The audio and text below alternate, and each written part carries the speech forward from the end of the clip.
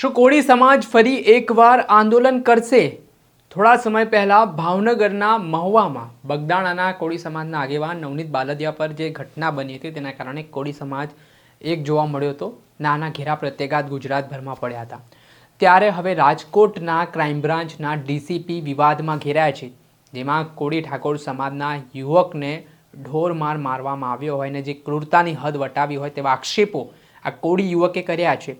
આના કારણે હવે કોંગ્રેસના દિગ્ગજ નેતા કોળી સમાજના આગેવાન ઋત્વિક મકવાણા મેદાને આવ્યા છે અને તેમણે શું આહવાન કર્યું છે સમાજને વિગતે વાત કરીએ. વૈષ્ણવજન તો તેને કહીએ જે પીડ પરાઈ જાનાને રે. નમસ્કાર દર્શક મિત્રો, નવજીવન ન્યૂઝમાં આપનું સ્વાગત છે. હું છું ફૈઝાન. ફરી એકવાર કોળી સમાજના યુવક પર અત્યાચારનો બનાવ રાજકોટથી સામે આવ્યો છે, જેમાં આ વખતે આઈપીએસ અધિકારી પર ગંભીર આક્ષેપો થઈ રહ્યા છે. થોડાક સમયની વાત કરીએ તો બગદાણાની બબાલે ગુજરાતભરમાં ચર્ચા જગાવી હતી. તમામ રાજકીય પાર્ટીના કોળી સમાજના નેતાઓ એક મંચ પર જોવા મળ્યા હતા, સંમેલનો કરવામાં આવ્યા હતા અને વિરોધ નોંધાવવામાં આવ્યો હતો. જે બાદ આ મામલે પોલીસે ગુનો દાખલ કરીને કાયદેસરની કાર્યવાહી પણ કરી હતી. જોકે આ ઘટનાની સાહી હજી સુકાઈ છે, ત્યારે રાજકોટના ક્રાઇમ બ્રાન્ચના ડીસીપી સામે હવે કોળી સમાજના લોકો મોરચો માંડતા નજરે પડી રહ્યા છે, જેમાં કોળી ઠાકોર સમાજના એક યુવકે ધારાસભ્ય જિગ્નેશ મેવાણીને આપવીતી જણાવી અને જે ઘટના તેમની સાથે બની તેને લઈને વાત કરી અને તેમનું દર્દ છલકાયું. આ ઘટના બાદ હવે ઋત્વિક મકવાણા મેદાને આવ્યા છે અને તેમણે કહ્યું કે જે રીતે રાજકોટના ડીસીપી દ્વારા તમામ હદો બર્બરતાની વટાવવામાં આવીને જે કૃત્યને અંજામ આપવામાં આવ્યો તે મામલે હવે કોળી સમાજ લડી લેવાના મૂડમાં જોવા મળશે ને આવતીકાલે તેઓ રાજકોટ સિવિલ હોસ્પિટલે જવાના છે ને આ ઘટનામાં જે અધિકારી જવાબદાર છે અને જે લોકોની આમાં સંડોવણી છે તેમની સામે કાર્યવાહીની માંગ પણ ઉઠી છે. આ મામલે સાંભળો પહેલાં કોંગ્રેસના નેતા અને કોળી સમાજના આગેવાન ઋત્વિક મકવાણાને. નમસ્કાર. રાજકોટથી ખૂબ જ ભયાનક કહી શકાય વહીવટી તંત્ર, પોલીસ તંત્ર અને સરકાર હવે એક પ્રકારે કહીએ તો સોપારી લેવાના માર્ગ સુધી પહોંચી છે, સોપારી લેવાની હદ સુધી પહોંચી છે.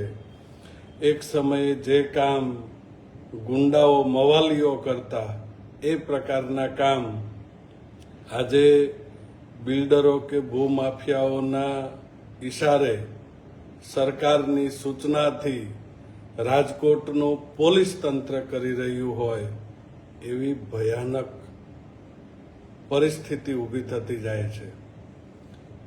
જંગલેશ્વરની અંદર વસતા ગરીબ કોળી, આહિર, દલિત આ બધાને એક વખત ગુનાહિત માનસિકતાવાળા જાહેર કરીને બેઘર કર્યા પછી આજે ફરી વખત આવા જ સમાચાર મળી રહ્યા છે. રાજકોટ ડીસીપી ક્રાઇમ જગદીશભાઈ એમણે કોઈકની સોપારી લઈ અને એક પત્રકાર ઉપર હિચકાર્યો, નરાધમતાની હદ કહી શકાય એટલી અમાનવી પિશાચી વૃત્તિ કહી શકાય, શું શબ્દો વાપરવા એના માટે સમજણથી બહાર છે. આવી માનસિકતાને હટાવવા માટે સરકારનું ગમે એટલું બેકગ્રાઉન્ડ હોય, સરકાર ગમે એટલે એની પાછળ ઊભી હોય, પૈસાદાર તાકાતો એની પાછળ ઊભી હોય તો પણ આનો સામનો કરવો જ રહ્યો. આવતીકાલે ભાઈ સુરેશની ખબર પૂછવા માત્ર નહીં, પણ આ લડાઈ છે એ તમામ ગરીબ પરિવારોની લડાઈ છે જે આવા નરાધમ તત્વોની સામે લડી રહ્યા છે. આવતીકાલે સિવિલ હોસ્પિટલ ખાતે પધારી રહ્યા છીએ ત્યારે હું આ માધ્યમથી, સોશિયલ મીડિયાના માધ્યમથી કોળી સમાજના માટે જે સંગઠનો કામ કરી રહ્યા છે એમાં ખાસ કરીને અખિલ ભારતીય કોળી સમાજ હોદ્દા અને પદ માટેની જે લડાઈઓ ચાલી રહી છે, આગેવાનો ઘણા બધા છે એની અંદર. એ સિવાયના પણ અનેક સંગઠનો કામ કરી રહ્યા છે કોળી સમાજ માટે. આ તમામ સમાજોને હું વિનંતી કરું છું કે હવે આ અસ્તિત્વની લડાઈ છે. જો આને સહિયારી રીતે લડવામાં નહીં આવે તો આવનારો સમય ખૂબ જ કપરો હશે. વહીવટી તંત્ર કોઈ પણ ભોગે દલિતોને, કોળીઓને, ઠાકોરોને, આહીરોને ગુનેગારની માનસિકતાવાળા સાબિત કરી અને ક્યાંય રહે એવા રહેવા દેવાના મતના નથી. આ પ્રસંગની અંદર જે પ્રકારનું વર્તન ભાઈ સુરેશ સાથે થયું છે એના માટે માત્ર ડીસીપી ક્રાઇમ નહીં પણ એની સાથે સંકળાયેલા તમામ લોકો, એની વિરુદ્ધ ફોજદારી કાર્યવાહી થવી જોઈએ. તમામના મોબાઈલ કોની સાથે કોણ કનેક્ટેડ છે, કોની સૂચનાથી થયું છે, કોણે સોપારી આપી છે, જેના માટે થઈને આ સમગ્ર ઘટનાક્રમ ઊભો થયો છે એની પાછળ કોણ કોણ હતા એ દરેકની ઊંડાણપૂર્વક તપાસ થવી જોઈએ. અને જ્યાં સુધી આનો નિર્ણય ન આવે ત્યાં સુધી એના માટેની લડત ચાલુ રહેવી જોઈએ એવી આપ સૌને હાર્દિક અપીલ કરું છું. આવતીકાલે સવારે 11 વાગે સિવિલ હોસ્પિટલ ખાતે હું પહોંચી રહ્યો છું. મારી સાથે બીજા પણ કેટલાક લોકો આવી રહ્યા છે અને આવનારા સમયની અંદર એ જંગલેશ્વર વિસ્તાર હોય કે માંડા ડુંગરનો વિસ્તાર હોય, ગરીબ લોકોને જે આ ખરાબ ચિતરવા માટેના પ્રયત્નો થઈ રહ્યા છે એના માટેની લડાઈ છે. તમે સુખી સંપન્ન લોકોની સુવિધાઓ સામે કોઈને કશો વાંધો જ નથી. અમને એનાથી કોઈ તકલીફ નથી.